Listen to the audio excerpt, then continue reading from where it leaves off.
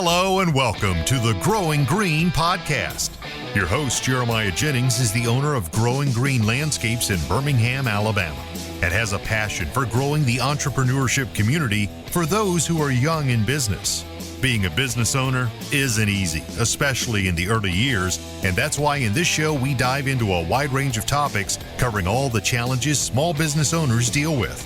Even if your company is generating $1 million or more, the stories from our great guest and Jeremiah's own firsthand experiences will propel your business forward. And now, here's your host, Jeremiah Jennings. What's going on, everybody? Thanks for tuning in to another episode here on the Growing Green podcast. This is your host, Jeremiah Jennings, and we are so excited to be coming to you today with another fresh new episode for your Friday morning, evening, afternoon, whatever time of the day you're listening. Could be next week, could be next year. You never know. We're doing this live on Thursday, and we just got it off done with a full day at work today. And man, it has been a crazy last couple of weeks. We've had rain come in and really just hammer us. I mean, it's been crazy. We had storms last night, like something I've never seen before. It was really crazy storms. We just sat inside, and I was thankful I had a house and somewhere dry to be. And that's something that you should be thankful for all the time. As I sat there and thought about, like I said, we were just sitting in our bedroom watching a movie, and we were dry, and we weren't having to battle the weather. And the Lord has blessed us so tremendously, and it's just an honor to be able to create content like this, but also just to run our business and to be the best people that we can, the best business owners that we can be. Try to live the best marriage we can have, and all the things that go into that with me and Savannah being married and then now having a baby on the way. It just really makes me thankful and appreciative for everything that we have. So those storms, it's crazy how things like that, just certain small events in life can just make you sit back and reflect and think, man, there's somebody else who has it way worse than I do. And we've seen a lot of death here recently near us. We've had some really close friends that have died. Not people my age, but close friends that I've grown up with, adults, friends of my parents that were pretty young. They weren't that old. My youth football and baseball coach, he died last week, and it was just, he had a battle with cancer, and it was just a tough thing watching him. He is in a better place now. He's in heaven, and he's living it up. He wouldn't come back here for anything, but it's tough on his family, it's tough on his friends, and it's just really easy to get caught up in the world and the way things go, and that's something that I just try to think about every now and then, and as we start the show out, just wanted to talk about that for just a second, because as we go through the spring rush, as the spring rush winds down, I think it's so critically important that we don't forget the reason that we do this. First off, don't ever forget your why. If you forget your why, then that's really going to lead to some serious burnout, I think, that can happen. And burnout's a whole other thing that we could get into down the road, but don't ever forget your why. We always ask our guests on the show, what is your why? We always try to find that out. And we ask that because maybe some people don't know it. Do you know your why? That's a really good question. And I've been asked that, and people have asked me that before. When I've asked them, they've asked me the same thing back. And it's something that I've thought about. And I know what my why is. It's for my wife, it's for my soon-to-be son, and it's for the rest of my family tree down the road. And I want to change the generations to come, and to give my kids a great life, and just help people around me, help people in the community, help each and every one of you out there that are listening in. So that's my why, but never ever forget your why. As you get going, as the spring rush really kicks in, just don't forget why you're doing it. But in the same time, just be thankful for the work, because there's people out there in the world that would literally die probably. They would do everything they could to be in your position, who's covered up, and you got more work that you can keep up with, and be thankful for the work, because it might not always be this way. Like, we've started businesses. Most of you out there listening have been in business 10 or less years probably, and we've been so blessed that we have been able to have work plentifully. Like, we've had plenty of work coming in. We haven't gone through really tough times when it comes to selling and closing jobs and things like that. There's been plenty of us, plenty of work to go around, and that's something that we have to prepare for down the road. Are we always going to have that work? Because if not, are we going to have businesses? When you can kind of go back to the recession podcast we did a little bit ago of how to thrive and not just survive. If we go into a deep recession, which I don't think we're going to right now, but is your business going to survive? Are you going to be in a place where have you established your business where you can't survive it? So be thankful for all the work that we have and everything that comes in. And it's just something that I don't ever want to take for granted because, like I said, there literally are people who would die to be in our positions. And as you sit there and you're stressed, you're overwhelmed at night, you're trying to get quotes out, just remember, stay positive because a positive attitude changes everything. Positive attitude, again, helps take you away and helps not get you near burnout, the burnout phase, because it's very, very easy to get into a burnout phase right here in the end of spring because hopefully by now you're seeing the light at the end of the tunnel where we're about to come out of it and we're about to get into just the monotonous mowing of summer. But the thing is for some of you guys, spring rush never stops. Some of you are growing and scaling your company. And that's something I talked about on a podcast that I was on Paul Jameson's, the Green Industry podcast not too long ago. And I was saying that our business model, luckily for us, like we're not running right now. We're not running a company where we're trying to scale and take it to the next level like anytime soon. We are a small lawn maintenance company who does softscape installs and a little bit of landscaping here and there. And that's what I'm happy with. I'm content. I'm satisfied. I am where I want to be in the moment. Some of you aren't like that. Some of you are really trying to grow. Maybe you're 20 or 21 and you're single, or you're 17 or 18 coming out of high school and you're single, and you're trying to create a future for yourself, and you want to be the next millionaire. Well, man, spring rush doesn't really stop for you. You should be selling and trying to close every single day as many jobs as you can close. So the thing that comes along with that is you have to be careful not to get into burnout. Because if you do, I was listening to Andy Mulder's podcast the other day, and a little side note, you should be listening to other people's podcasts, even content creators. If there is a content creator that's listening to this show, make sure you always listen to other people's shows because you can learn a lot from them. And I was sitting there listening to Andy Mulder's the other day, and he was talking about his burnout phase and what he's doing to combat that. And now he doesn't work Saturdays anymore, and he does Datter Day. If you follow Andy Mulder at all, he's really, really a smart dude. He's got a massive company. I shouldn't say massive. He does really big projects. He doesn't have a huge company. He just does really high end projects and does amazing work. But he was talking about how to get out because he got in burnout. And the thing is when you're scaling like that, and this time of year especially, you're trying to close, you're trying to land as many jobs as you can. And especially if you're young in business. When you're young in business, you are just grinding. And it's so easy to get into that stage. So as we're here at the end of June, that's when we're recording this live. So whenever you listen, maybe it's when you're listening. Just think to yourself and remember, why am I doing it, first off? And be thankful that you have the ability to do it. But you just got to remember, that you just got to do your very best and give everything that you have. And you give your best every day, and the work will pay off. It's very easy probably to get in a downward spiral of, I'm not good enough and things like that because we talked about, so let's change this in really quick. We talk about be thankful that we've had work.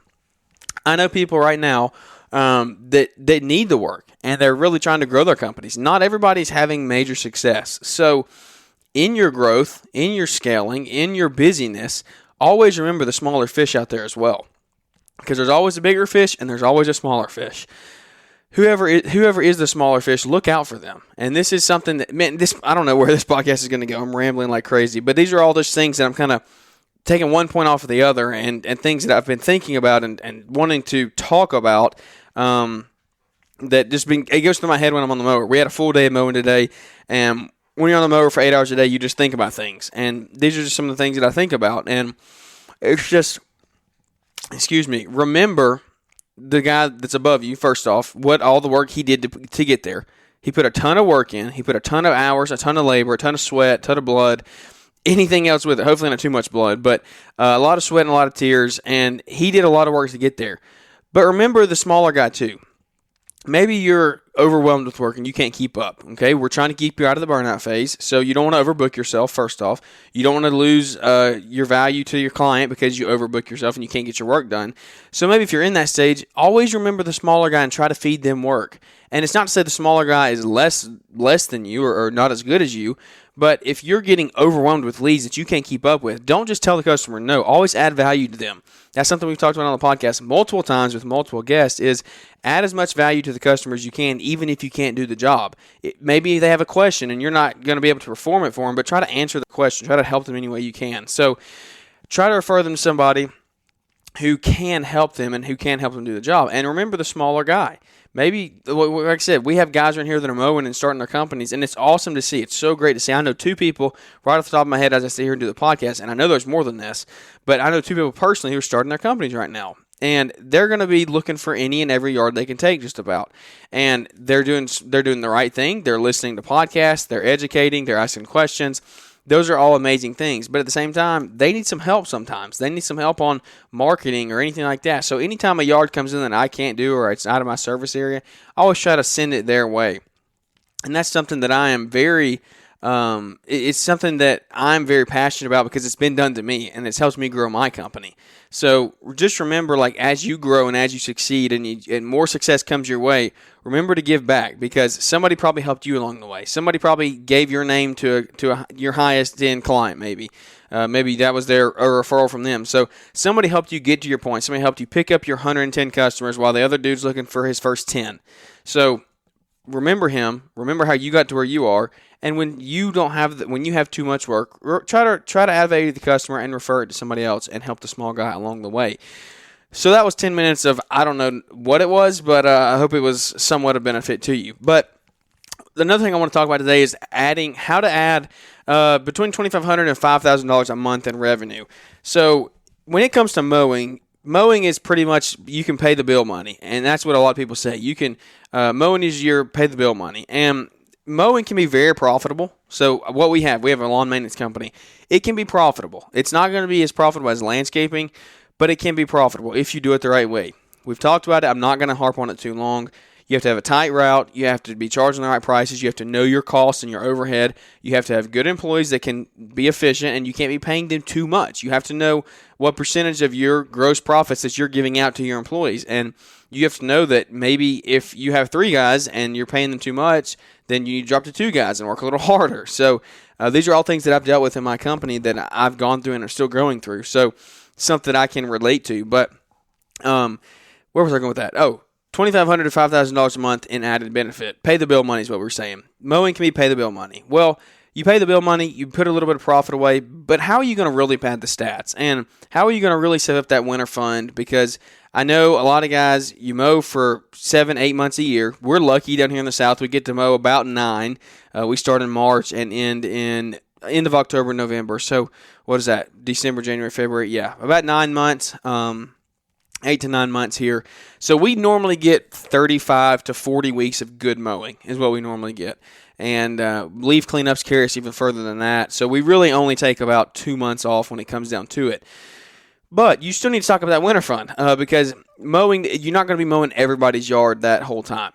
There's some yards that they're not going to want you to cut it. That's the way we are, at least down here in the South. In some yards, they want you cutting it year round, and some yards some yards they just want you cutting it 10 months. 10 months out of the year. So all different kind of things. You can create your own schedule, your own company, however you want to do it. But how are you going to pad the stats and make that extra winter money? So some things that we do in our company. Like I said, I always say we're a lawn maintenance company and softscapes. What does that mean? How do we do that? Some people say, what do you do on rainy days? And this is another thing that I talked about on Paul's podcast not too long ago, but I don't know if you got to listen to that or not. If you didn't, that was a really good episode with Paul on his show, I don't know, maybe 3 or 4 days ago. Go check that one out. But somebody asked me the other day, what do you do on rain days? Because with all this rain, that's what people ask. They're like, what do you do when you can't mow? And in our networking group, they asked me that. What do you do? I mean, are you just going to go home and go take a nap? And I was like, yeah, sometimes maybe I do. But not very often does that happen. We always find something to do if we need to stay busy. So especially when we want to keep our employees busy this time of year, we want to give them a solid paycheck and everything that goes along with just maintaining employees. You can't have good employees if you're not going to be able to pay them. So rain days. Rain days that when it's pouring, maybe it's too wet to mow. What are we going to do? That's the $1 million question. That's one of the most frequent questions we get. The second most frequent is, what do you do during the winter? And we'll probably go over this again maybe in October, and we'll do more in depth of like how are we going to get through the winter? How are we going to survive? But for us, we do a lot of side jobs. That's what we try to do. So for me, I always want to keep at least 2 jobs in the queue. So if you go wait in a line at Disney World and you get a Magic Pass or whatever those things, fast passes, you get to be entered into a queue, and that queue is you get to wait. You're there, you're in the queue, and then they'll call your name, and then you can go. So that's what a queue is. You're on the waiting list, then they'll call your name, and then you're up. Kind of like standing on deck at playing baseball. I always try to keep two batters on deck in our company. So we mow, and we try to do mowing 3 to 4 days a week. That's something that we're working on, and it's like I said, with the rain, it kind of messes us up sometimes. We don't always get it done in 3 days or 4 days. So we typically have one big week and one small week, and we try to do a lot of landscape jobs on that small week. This past couple weeks, since the rain, the weeks have kind of evened out. So now we're mowing typically 4 days, 4 days a week, and trying to get landscaping in on a fifth. I would really, really like to get that mowing down to 3 days and do 2 days of landscaping each week. But just depends on how the model of our business continues to grow. If we continue to send guys in on their own, if Ben stays on and wants to take on more of a foreman role than he is now, and really wants to just keep mowing, then we'll continue to grow the mow route and give them four tens of mowing every single week. That's how full we want to get that route. And I will just do the landscape jobs myself or hire another foreman to do that. But we always try to keep 2 landscape jobs in the queue. And the reason being with that is you think, well, then customers are always waiting. And I guess, somebody always is waiting, essentially. That's what I like to do. Because what do you do when you do have that rain day? You're not sitting there trying to sell a job that day. What we typically do is I tell a customer, there's a 2-week window when your job will get done. So if they book it on, let me pull up the calendar here and I'll give you real life dates here. So we're sitting here recording this June the 9th. If somebody texts me or calls me with or enters a contact submission on my website for a request for service on June the 10th, tomorrow, June the 10th, I'll reach out to them tomorrow and we'll discuss whatever. We'll look at the job and say we go out for a quote on Monday, June the 13th. I'm going to tell them on that Monday, June the 13th, your job will be done by June 24th. That should be the day that we get that done. So that gives us about 2 weeks. You get the rest of the week of the 13th and then the full week up to the 24th. That gives us about 2 weeks in there. So the reason being is, and then the same thing, if somebody calls on the 14th, and we're going to say it's going to be done the 24th. Well, if somebody calls at the end of the week, maybe the 17th, then we're going to say your job will be done by July the 1st. And we can always pull them forward, but I'm not going to say if somebody calls on the 10th tomorrow, I'm not going to say, yep, your job will be done by June the 15th in 4 days, because we don't know what the weather's going to do. Because in Alabama in the summer, the rain goes crazy. You don't ever know. It could rain half a day. It could rain all day. It could rain in one spot, not the other. If you watch my Instagram stories the other day, we were sitting there mowing our HOA property, and it was raining 50 feet from us in the pond, and it wasn't raining where we were at, out in the grass. So sporadic showers are every day here in Alabama, and it's just something we deal with. It's just something we do, and it's all good. So we don't ever know what the weather's going to do. So we always tell customers 2 weeks is when your job will definitely get done. We'll pull them forward if we can. So what that means is we always have one or two in the queue. And when it rains, we pull them forward. This week, it rained us out on, we did landscape job on Monday, and then we did landscape jobs because Monday we just had to finish one from last week. And then we did landscape jobs, yesterday, I think it was. Yes, yesterday. Because we got rain, crazy rain the night before that and in the morning yesterday. So it was too wet to mow, and we did landscape jobs. We had 2 pine straw jobs that had been in the books for about 2 weeks, and it was time to get them done, maybe a week and a half. And so we went out and did those, and we had them there for us to do. I'm not gonna fight to get them in early if I tell them the 2 week window. Like, I'm not going to stay late until 8 o'clock one day if it's before that 2 week window is up. So what I mean by that, and I know this is kind of all over the place, but I'm trying to get at my point here. If I tell them it's not going to be done, the job will be done by the 24th for sure. Well, I'm not going to work until 8 o'clock on June the 16th on just a normal mow day to get that job done. That job will sit there until June the 23rd or June the 24th if we have all 5 days full of sun that week and we have to mow every single day. The mowing comes first for us. And this isn't a way for everybody to do it. I'm just saying this allows us to keep them banked up in the queue. And if we start getting crazy amounts of submissions and we start really building up and we get to 3 or 4 or 5 that we have requests for, then yeah, we'll start pulling them forward. But if we only have 2 or 3 requests, then we're going to keep them And when we don't have mowing to do, when it rains, or maybe we finish early one week, some weeks we do get everything done early. Then we will pull them forward and do them then. So extra $2,500, $5,000 a month goes a long way for me. I don't know if it does for you and your company, but it goes a really long way. Let's say we're making, and these are not my numbers, we're just throwing out numbers here. Let's say we make $3,000 a month in mowing, then we need that extra $5,000. That extra $5,000 could take you up to $8,000 a month. That's a lot of money. That's a car payment. That's a savings account. That's a trip to Disney. That's whatever you want to do. That's your house payment. That's your salary. There's a lot of stuff that can go into.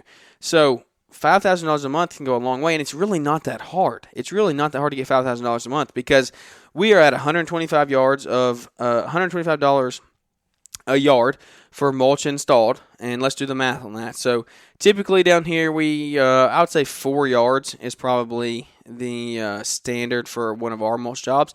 That's $500 right there. If you do one mulch job, it's $500, and you could do if we did 4 yards, we'd probably do 3 or 4 of those in a day, multiple different properties. So let's say you do 4 of those in a day. Then you're sending $2,000 in one day that you made right there. That's $2,000 of gross revenue that you just added to your pocket. So then you only have to get 3 more yards. Well, I mean $3,000 more dollars. Well, pine straw here is $12 a bale. All right, we just did $150 150 bale job the other day. That was what we did on Monday. $1,800 right there in extra profit that we put in our bank account in gross profit. $1,800. So $2,000 plus $1,800. Now you only need $1,200 more dollars. Sod jobs can go a long way. Some of the things that I've found are the most profitable are doing these little half pallet jobs. We've done a lot of those. Just sticking some pieces out and filling in. We've done quite a few of those here recently. We've done some multiple pallet jobs. We probably did more sod last year than we've done this year so far. We've done a few sod jobs this year, but most of our jobs this year have been mulch, pine straw, and plantings. And landscape plantings can really, really rack up profit. If you do that, I mean, we did one earlier this year that was our highest ticket job by far. It was pushing $9,000, I think it was, somewhere in there. And it took us a day and a half to do it. So that's where you can get your extra $2,500 to $5,000 right there in landscape jobs. So when I say do side jobs, it's not that hard, guys. It's not something that is a huge barrier to entry. I don't have experience running machines. That's something that I see a lot of guys do out there that they just do machine work, and they can do a lot of different things with it. I was listening to Logan Manning with Earth Advocate. I was listening to one of his podcasts with Caleb Allman the other day, and he has hired somebody to bring on and do his dirt work for him. And he's taken that, and he's really taking his company to the next level. I think he said he added a couple $100,000 in revenue just from having dirt work. I don't have that. I'm telling you from my personal experience, I'm adding an extra $5,000 a month to our company and our gross profit by not having a machine. Now, we rent a machine for some jobs. Like I said, if we did the River Rock job that was 23 yards of River Rock, then yeah, of course, we rented a machine for that to be efficient and maintain profitability and not kill our guys and myself. So you rent the machines if you can't do it. But I'm saying I don't have experience. That's what I mean. You don't have to be doing some big, massive tear out or dirt work. And if you do, if those jobs do come to you, don't be scared to do them. Because I'm telling you, that's something that I'm having to battle and get over myself right now is don't be scared to put a bid in on the big job. All right? Even if it's something that you don't think you can do, just figure it out along the way. I'm not giving advice and telling you to do that, but I'm saying a lot of people have done that and they've ended up very successful. And I'm telling you, that's what I've done recently in the past year. Some of the jobs, when I went and bid them, I was like, there's no way I can do this. But I'm going to put a bid in at least and see if we can figure it out. And we've done it every time. Get a subcontractor who can run the machines and do the dirt work. Because, like I said, I can't do that, but I have a really good friend who can do it. And he's amazing at what he does. He works wonders with that Bobcat. On that landscape job that was our biggest, it was pushing $9,000. He came in there and tore everything out. We gutted everything, and we restarted fresh. And I couldn't have done that. It would have taken us years to do it by hand, not literally years. It would have taken us probably a day and a half just for the tear out. And we did the full job in a day and a half. So hire the right guys, first off. Charge the right amount of money for the guys. Make your profit that you need to make. But I'm telling you, the opportunity is there. Take advantage of it while we have it. While we have the work that is so plentiful right now, take advantage and don't be scared. Don't be scared of the big ticket jobs. I remember sending that bid out. $9,000 for me. That was like, oh my goodness, like I can't compute that. I cannot compute somebody paying $9,000 to have the front of their house redone. But guess what? That's a small fish on the totem pole. We know that there's a couple other. I know another guy who just did a $25,000 landscape redo makeover. Okay, and so the money's there. People will pay it. One thing that I've talked about the way I don't remember what episode it was on the podcast, but what I have to tell myself when I'm bidding these jobs, and when you want to make your extra $2,500, $5,000, you have to tell yourself this. You have to tell yourself, do not bid this job. Do not put the price on it that you would be willing to pay for it. Put the price on it that is worth it to you and your business and the profit that you want to make and the overhead that you have to cover and the money you have to make, because you have to price it what it's worth to the customer. It's worth the customer way more to them than it's worth to me to do a landscape, to pay that much to do a landscape planning, because I can do it myself. But to them, maybe he's a code creator or something like that. I can't write code, but if that dude can write code, he can charge me $8,000 and I'll pay him the $8,000 if I have to, if I need code written, because I can't do it. Now, would he ever pay $8,000 to have code written? Absolutely not, because he can do it himself. But that's something that I'm very, very passionate about and something that I want to get through everybody's head, because that was such a barrier for me for the last 2 to 3 years. And it's something that I'm starting to break through. I'm not starting to. I have broken through that. But it was a process. It was a process of every time you send out a quote, every time you get a request, open your brain a little bit. Get an open-minded mindset and say, you have to charge what the job is worth, and stop thinking about what you would pay to have it done, because you would never pay that much because you can do the work yourself. So don't want to sit there and go into that too long, but it's just something that I'm very, very passionate about, because guys, you're leaving money on the table. Why would you ever leave money on the table? When work is this plentiful, take as much as you can get. I'm not saying to rip your customers off, but if they're willing to pay it. Okay? I mean, charge it. Could I charge $10.50 or $11 a bell for pine straw? Now keep in mind, it was when I first started, we were charging $8 a bell. That was 4.5 years ago, 5 years ago, when I was still working for the other guy that I bought the business from. We were charging $8 a bell. And were we making money then? Yeah, but not really good. Pine straw was not that profitable. We went up to $10 a bell a year and a half or 2 years ago. We went up to $10 a bell. Was I making money? Yeah, but I was leaving money on the table. I still was like, man, this isn't that profitable. This past year, we went up to $12 a bell. Coming into this spring, we went to $12 a bell. And are we really making money in pine straw now? You better believe it, we are. I used to not enjoy pine straw jobs because I wasn't making money on them. And doing jobs like that could lead to burnout. If you're not making money on the jobs, then that could lead to burnout. If you're mowing every day 8 to 5 and you're not seeing money stay in the bank account, you're not just cash flowing. Last year, 2 years ago, 3 years ago, all I did was cash flow my business. I wasn't turning huge profits. I was just cash flowing. Money would come in and money would go out. And at the end of the month, I would sit there and say, well, where's all the money that I worked for this month? Because it's all gone. There's nothing here to prove it.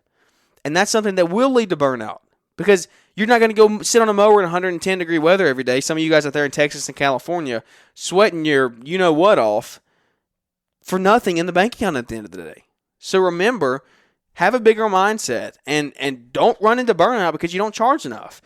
So anyway, we went to $12 a bell, and have we had one person say no to that? Absolutely not.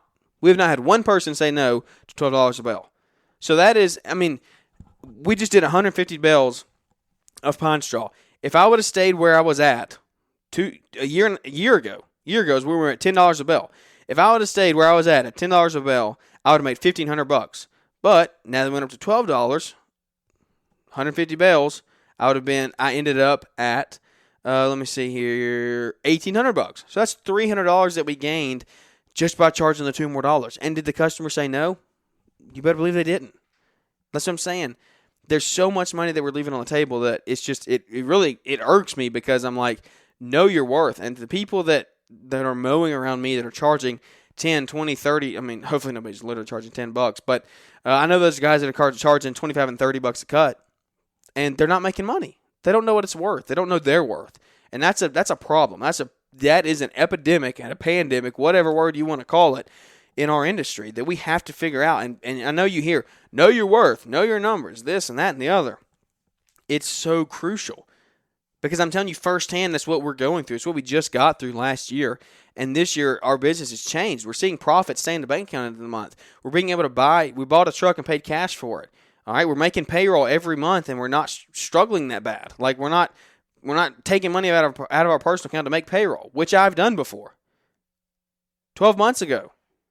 We're not a finished product by any means. We're growing every single day.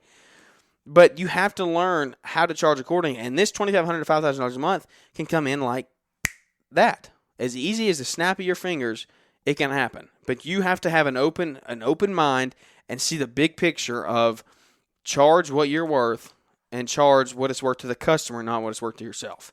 So you want to make an extra $25,000 to $5,000 a month? You can do it. It's possible. Anybody out there can do it. Go sell pine straw. Go walk around neighborhoods and put door hangers out. For me, in my box truck now, there's some days I will just go ride around some of our most densely populated neighborhoods just to get my name out there. Somebody called the other day in a neighborhood that we were mowing in because they saw the truck. Sometimes I'll just go drive around on a Saturday afternoon when all the kids are out playing and families are out hanging out. Just drive around because it's a rolling billboard for them to look at. And they might stop and say, hey, do you do this? Do you do that? Post in your Facebook groups. There's plenty of ways to do it. Word of mouth is huge for us. That's what we do. When people ask me about marketing, it's hard for me to give that much advice because thankfully, like I said, the Lord has blessed us tremendously, but we haven't had to do a ton of marketing. And since we're not wanting to scale and grow our company to a $10 million company in 2 years, then we don't have to do a ton of marketing. We just go off word of mouth and referrals, and we do a really good job. We do really good work when we're out on a job. And it's taken us a long way. It's got us a long way, but we're not done yet. We're going to keep putting out. We're going to try to keep putting out good content.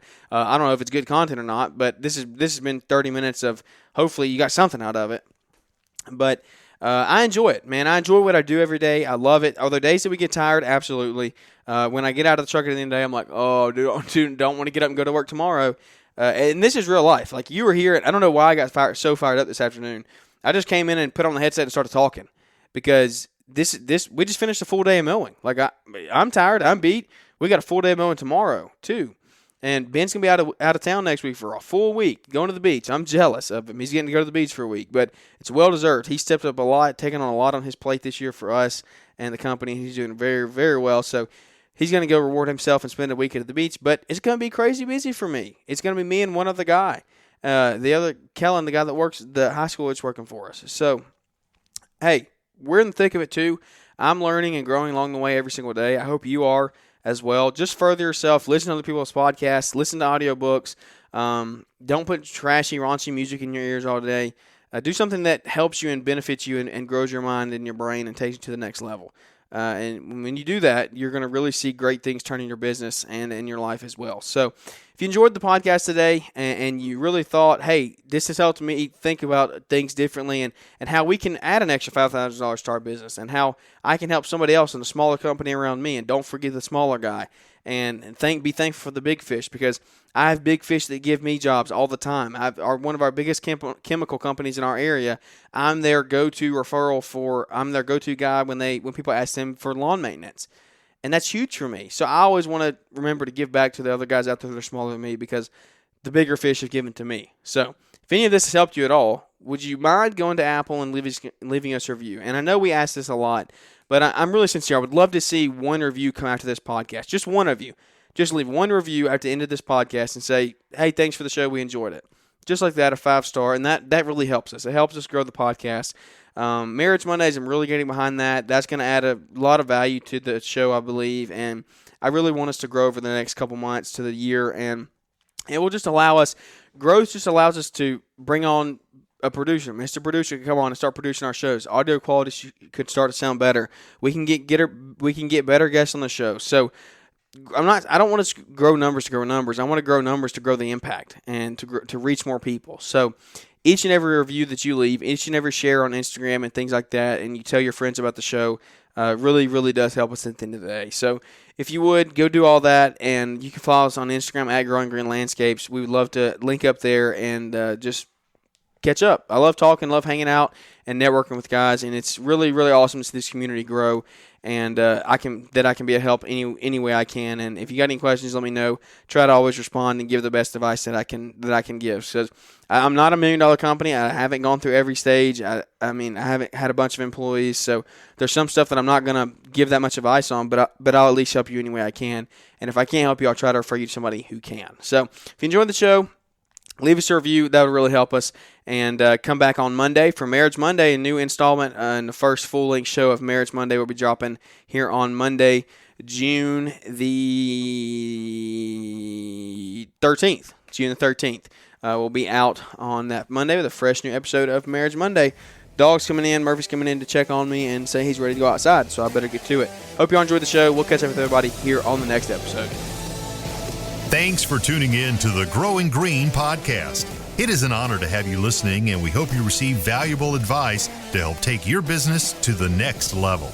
Don't forget to follow the podcast so you'll be notified when our next episode drops.